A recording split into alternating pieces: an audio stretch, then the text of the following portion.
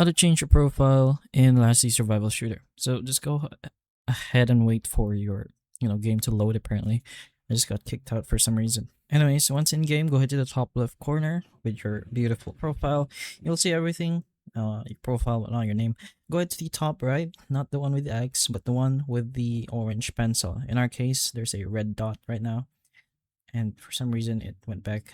Anyway, just go ahead and choose the orange pencil that has a red dot in our case, and we can choose whatever available avatar we have. We can change the avatar frame even, and if you want a custom amazing profile, you can press on the plus button, and from here you could either take a photo, take a beautiful picture of your cat or your face, or go ahead into your photo album with your already existing images. So for example, you just want to choose on whichever one you want.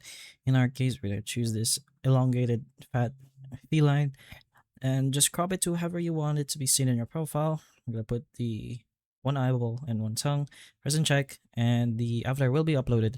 If your connection is stable enough, sure, it will go through and you can choose that avatar. You can go ahead and press an X, and now your avatar is new and beautiful. Hopefully this video helps. If it can, please like and subscribe for more videos like this, and that's all.